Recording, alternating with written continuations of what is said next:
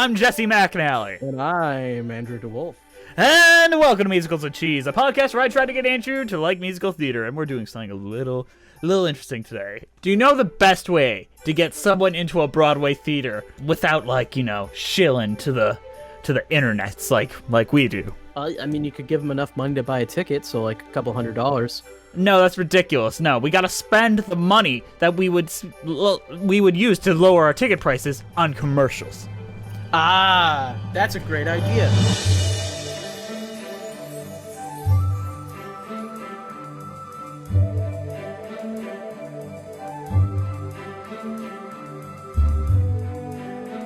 We're going to cover things that you know about, things you don't know about. First and foremost, we're going to start with Evita. This was on every hour on the hour in New York. It became a cult classic in and of itself, where people could recite it along with it because it played so often. Them teeth implants. That's right, Evita. Stamp your feet and clap your hands. You've got a lot to celebrate. 7 awards, including Best Music. This look!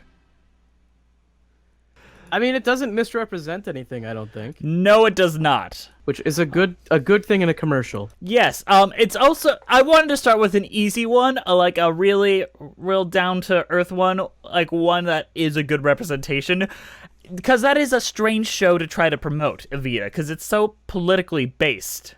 I thought it was pretty accurate to the show. I feel like they could have had a bit more intrigue as to, what it's going to be about. They kind of show the big number in the commercial, which makes sense in a way, but it's also like a comedy show telling all the jokes in the commercial. Well, it makes it look like more dancey show, to be honest. Yeah. It makes it look less like a political drama and more like, come on, guys, stamp your feet and clap your hands, like Evita. So now I'm going to go back into the past to a Sondheim musical. So Sweeney Todd is next. And how would you market that? What would you focus on with Sweeney Todd? It's a tough one to market, I'd say. It is. I would probably focus on the horror element of it, because that's kind of what sets it apart from a lot of other shows. Maybe do some of the opening number, and maybe some of the part where he sings about wanting everyone to die. You can't put that on TV, Andrew. No, and people want to have their bluesicles taken away at a musical, Andrew. You've told me that many times before. I have told you that, but if your show isn't designed to do that, you may not want to market it that way. Well, let's take a look at how they did it. This is just going to be a goof, isn't it? Who are you? The new Stephen Sondheim Harold Prince music. And Glenn Carrie. Not sweet.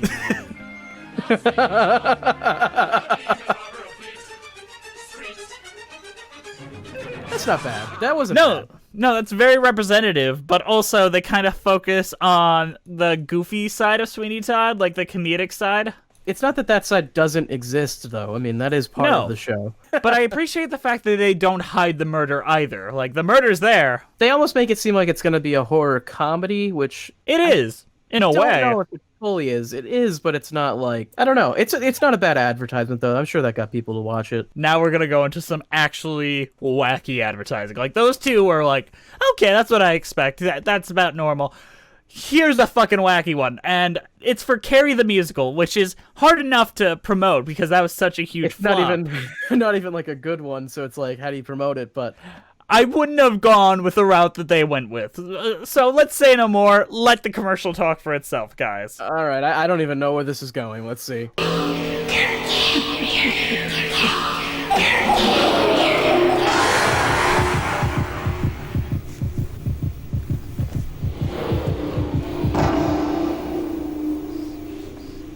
One, that does not make me want to see that show.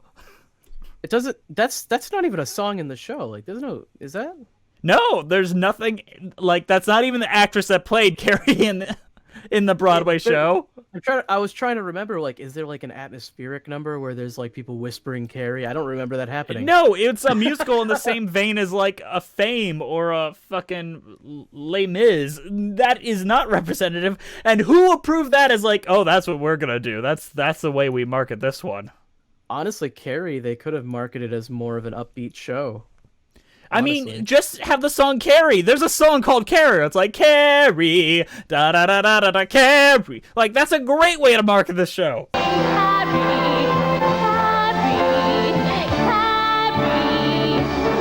And if you want to have it show off that it's like, hey, it's a bit darker, you can, Show the destruction. You had the crazy laser lights. That's what you should promote it on.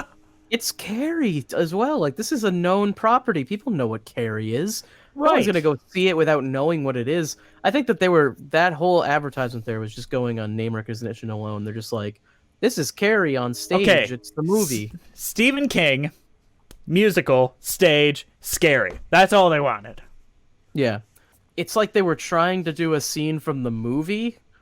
But the movie doesn't even have that kind of style. The movie's like a De Palma high school honestly, drama. It looked like a scene from like Alien or something, the way they Or were like shooting. a good Friday the 13th movie, kind of. Or that looks like the the boiler room from Nightmare on Elm Street. Yeah. It's like, this isn't Carrie. Carrie's not like a slasher film. No. Like, what are you doing? Carrie's a sympathetic character. And honestly, the fact that I'm even talking about the movie, like, just it shows like there's not even a music cue or anything. Like, this is an advertisement for the movie, not the musical. What are you doing? Yeah, it's a mess. Bad advertisement. Thumbs down if I was Roger Ebert. Thumbs down. No one's gonna pay to see that unless they already know Carrie. But if they already love Carrie the movie, they probably would just go see it if you just showed them a poster. You know? Right. And that's a good poster. I love that design with her, like, bloody tear. I think that's a good poster. Yeah, but it's like, why even have the rest of the ad there? Just show the poster and be like, all right, we're done. All right. We got to go on to our next one, Andrew. And this is one of the most iconic Broadway commercials ever, and I think it's hilarious. So it's for a show that we will do sometime in 2021, hopefully, with Brent, called Grand Hotel. It's a lot of fun. It's a romp about people in a hotel and like all the hijinks they get up to. It's a light comedy show with like some great dancing and all that. Michael Jeter was in it. All right. But this was like, there's almost no footage from the show in this commercial. Instead, they were a running theme. I think we just gotta let the commercial speak for itself, Andrew. All right, let's check it out. The Centuries is fabulous, wonderful. I'd like to see the show 2 more times. I loved it so much. What could possibly be that She is good? fantastic. Her movements, her dancing, her voice, everything about her is terrific. So you didn't like her very much? I loved her. I'm going to see it twice more. When? As soon as I could get tickets, my husband works in this area. Okay, so that commercial is literally just like a street interview with somebody who liked the show. Yeah, she was like, since Charisse is fabulous, the best person in the world, I loved it. Tell us how you really felt. I think it's actually a good commercial. I think people would. I want to see see that show now. Yeah, it's like, wow, she really liked it. Only because, like, ordinarily that would not work at all, but that woman was so into it. I love that commercial because it is the antithesis for technically how you should be promoting a Broadway show, but overall, just such a charming old woman. Who is she? Where can we find her? I know her husband works in the city. I hope they do like a version of the show where they reference that woman. Yeah, no, well, yeah, they have to revive it and then just play that commercial again. Play at the beginning of the show, like have an old lady walk on the stage and be like, I absolutely loved it. It's phenomenal. Honestly, Andrew, she is like, if I ever wanted a guest on this show, it would be her. All right, Andrew. Here's a show for a musical I have not seen, but I have seen this commercial a dozen times. And I know from what I gather, the commercial really has nothing to do with the show. All right, well, let's see if we can figure out what the show's about from the commercial here. I want to hear Andrew's version. It's reinventing Andrew Guess's musicals. So Yeah, let's go. Look who just got nominated for 7 1984 Tony Awards. Baby, nominated for the Best Musical of the Year. Baby, nominated for the Best Book. Baby, nominated for Best Musical Score. Baby, nominated for Best Choreography. Baby, nominated for Best Direction of a Musical, plus Best Featured Actress and Best Featured Actor in a Musical. Call 239-6200 for tickets. Baby, at the Barrymore Theater. Holy shit! What the fuck? Is it even? I'm trying to figure out. Is it even actually about a baby, or is baby like someone's name? I don't know. So the musical is actually about like 3 couples each expecting a child. That is the plot of Baby. But then the marketing company is like, how the fuck do you market that? And baby! Look who won this award, baby. I love the comment. There's 3 comments, and only one of them says, I wonder how many people saw this commercial and thought it was just babies crawling around a stage for 2 hours. Yeah, and it's just like, wow, I really don't want to watch that. Yeah, that is a terrible advertisement for, like, what this show is inevitably about. Maybe have them play one of the songs from the show or something? Maybe they did, I couldn't even tell. Baby! Baby! Baby! No. All right, Andrew. Here's one that I'm gonna show you off. And this is for an off-Broadway show. This is for the original run of Little Shop of Horrors, and I think this is one of the best representations of what the show is. I think this is a great, great commercial. Never before in the history of the American stage have you seen such high You drama. don't meet nice boys when you live on Skid Row, Mr. Bushnick. Suspense. Little red dots all over the floor. And romance. It's bone-chilling. It's spine-tingling. It's a musical. It's a nifty laugh riot, entertaining as it is exotic. Little Shop of Horrors. Don't shop around. Go see it at the Westwood Playhouse. Great commercial. Represents everything that happens in the show in the best ways. No, that's actually was good. I love the way they advertised it as like almost like a B movie because that's what it's based on. Yes, Like, and those it suits the style of the show. No, it's great. And then when they cut to the title, they actually sing the song where they sing the title. Good. Perfect. Great, perfect commercial. I advertise all your shows like that. Yes. Here's another one. For a musical. I have not seen it, nor do I intend to make us see it. But fuck, this is a wacky commercial. All right. I'm not going to tell you what it's for. I'm sure as soon as you see the title, you'll know, though. Attention Pokemon fans, get ready for Pokemon Live at the Fox Theater. Now you can be there as all your favorite characters come to life in this on-stage musical adventure. It's the only place to see a brand new Pokemon with amazing powers. You can meet Brock, Misty, Ash, and of course Pikachu as the action hits the stage at the Fox Theater. Wanna catch 'em all? Gotta catch it live. Pokemon Live. Andrew, did you notice the cameo from an old friend of ours in that? I didn't. Can we go back and see it? Oh, I will pull it up. Don't you worry, my brother. Honestly, It's the Wizard. Oh, you're fucking right. It's Wizard in his very first equity job. Wow. Man, and now he's in Prom for Netflix. Like, Yeah, he's come a long way. he's come a long way, the Wizard the White. All right, that's mostly the meme I wanted to talk about there. That's fine. I'm a little curious, like, what the fuck is that? Like, It's apparently, like, Musical Hell does a very, very good retrospective of what happened in that show. It's very canon important because you find out, like, Ash's father was, like, the bad guy, and, like, Professor Oak is, like, in love with Ash's mom. Like, there's a lot of important stuff that comes across there. but that isn't in the actual canon. That's only in the musical. Yes. So the musical is like the official version of Pokemon. That's amazing. It Yeah, looks like a shitty stage show that you would watch at like Six Flags. Andrew, can you imagine Broadway being contacted to help support an important cause in the U.S. citizens? I can't imagine it. Oh, shit. I can't. You know where this is going, then. You know where this is going. Do they do a song? No. Like, a full Broadway show is like, Broadway show, help us teach the children of today not to do terrible things. This isn't going to go well, is it? Someone is smoking over there. Something we cats would never do. Filling their lungs with thick, dark hair. What a disgusting thing to do. Cats have 9 lives with 8 to spare. Humans have 1. With none to barter. Why do they smoke? Why don't they care? Humans are smart, but cats are smarter. Listen to cats, you men and women. Take care of your lungs. They're only human. The American Lung Association, the Christmas seal people. I thought that was a good idea. No one cares about cats. That got made, Andrew. Children don't watch Cats. I'm sorry.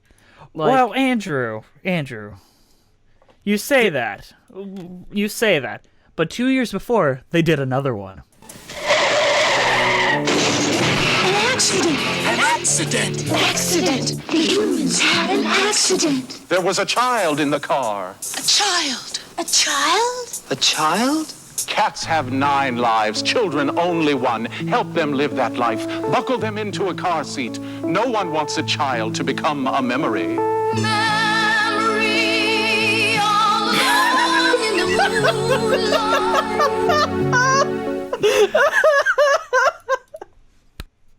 When the memory just cuts in.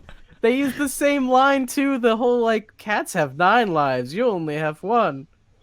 Did they write a different? They wrote like new songs for that almost too. The thing is, I don't remember any of those words from T.S. Eliot's poetry. So where do I find that section?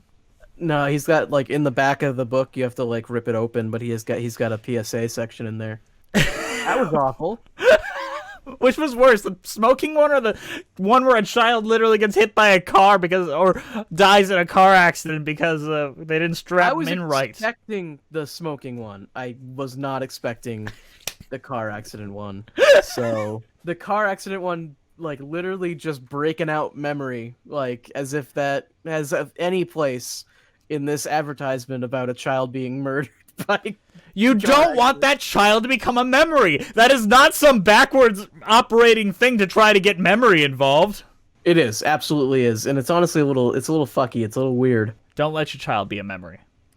Don't let your child be a memory. All right, Andrew. Here's just a normal Minute Maid commercial. Like nothing I would ever trick you into thinking. This is just a Minute Maid commercial, involving a Broadway character. So let's say no more and just dive in. All right. I swear to fucking God, if Cats shows up in this, I'm gonna. Oh, it's not Cat. I can promise you it's not Cats. Okay. Can I have some more Minute Maid, Annie? Sure, all you want. Tell us, Annie, what's it going to be like when we get adopted? When we get adopted. Best of everything. Lots of love, lots of kisses, and lots of Minute Maid orange juice. There's nothing like the delicious, fresh squeezed taste of Minute Maid 100% pure orange juice from concentrate.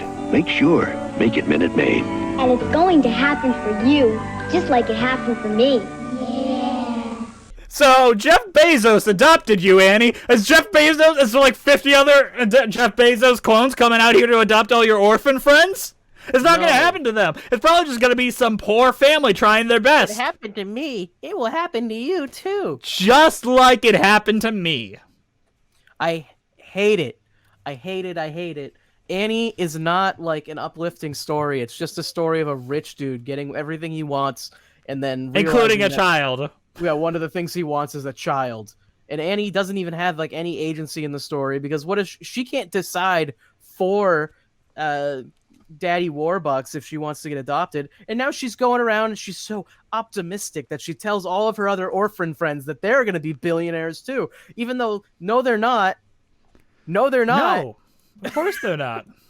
You're never getting the Minute Maid orange juice. I'm sorry. The Minute Maid orange juice is owned by Daddy Warbucks and you're not getting any piece of that. No, you're not getting any bit of our Daddy Warbucks Minute Maid orange juice money. Oh God! And the fact when it's in a commercial like that, it's even more like offensive. It's just like, it's like, really, you're gonna do this? You're gonna say like, oh, all these orphans are gonna be like Annie because Annie gets to drink orange juice. It helps keep her ginger skin fair. The orange from the orange juice goes right to her hair, and Demon Child, Andrew. All right, let's move on. When you think Passion, the musical, what are the things that pop into your head? Because you've seen Passion. We did a whole episode on it. It was 101. Good episode. Yeah. What do you think about when you think of Passion? How the fuck do you advertise this? Yes. I don't think that's an easy one to do. No, it is not.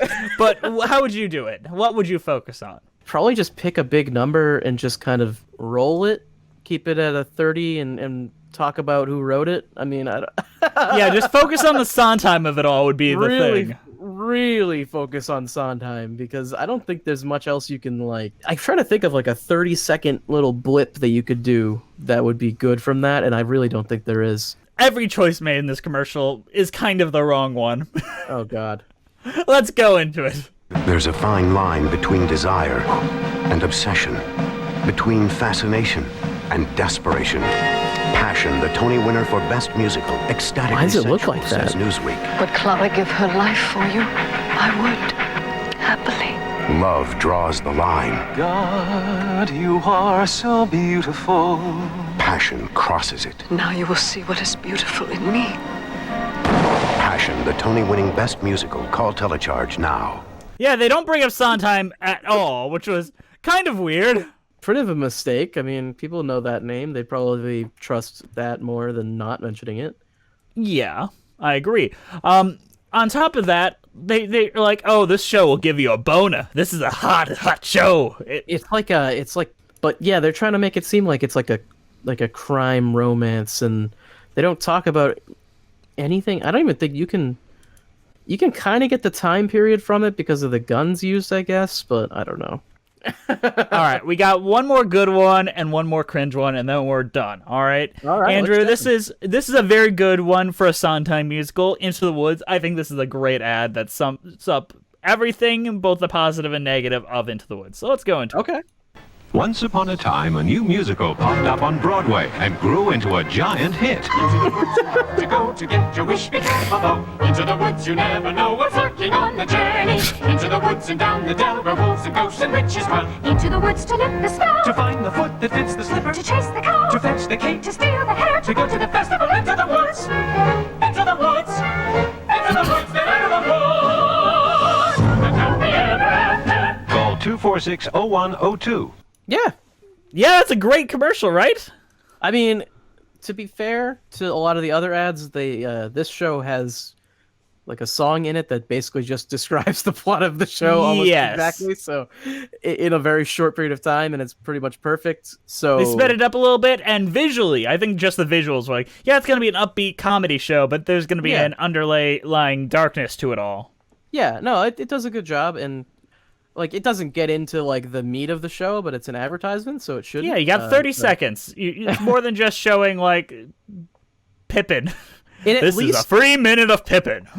It at least tells you what the show is going to generally be about, which is something an advertisement should do. Exactly, I'm with you. All right, Andrew, last one. And this is for one we haven't seen yet, but fudge, it's wacky. All right, let's go into it. Oh. The race is on. Oh, finally, Transformers the musical.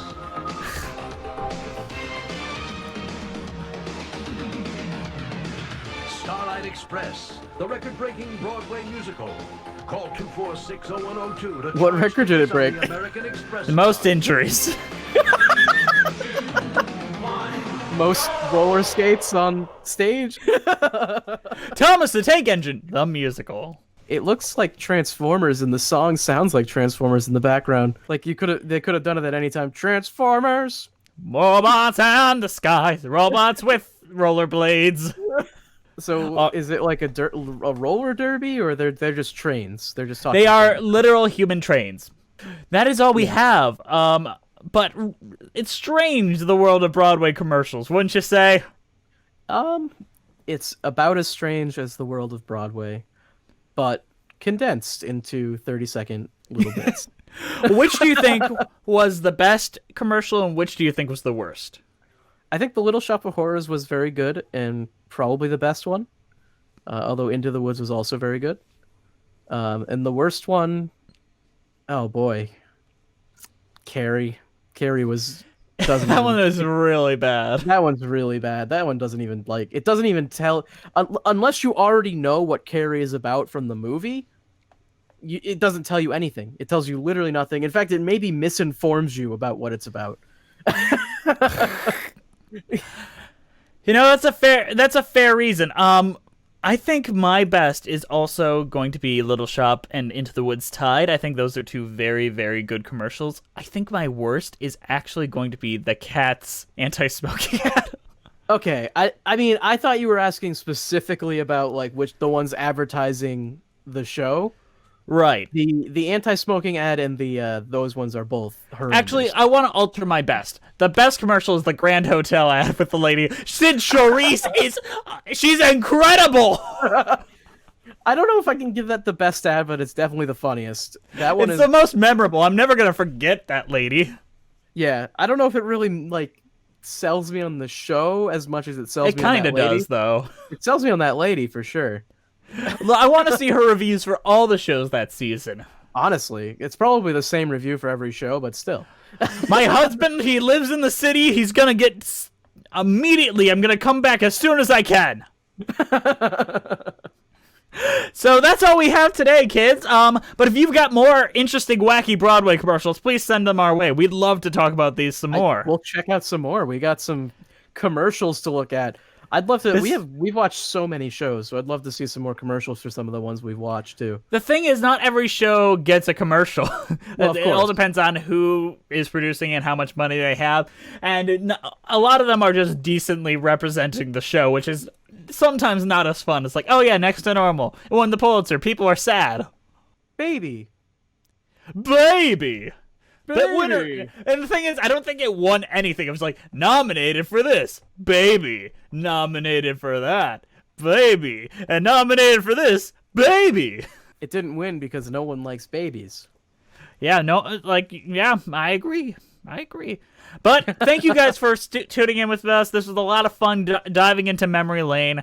We'll see you next time, guys, on Musicals with Cheese. And remember, no smoking while driving. Don't smoke while driving. Don't give your kids cigarettes while driving. Remember, cats have 9 lives, and you only have 1. We don't want them to become a memory.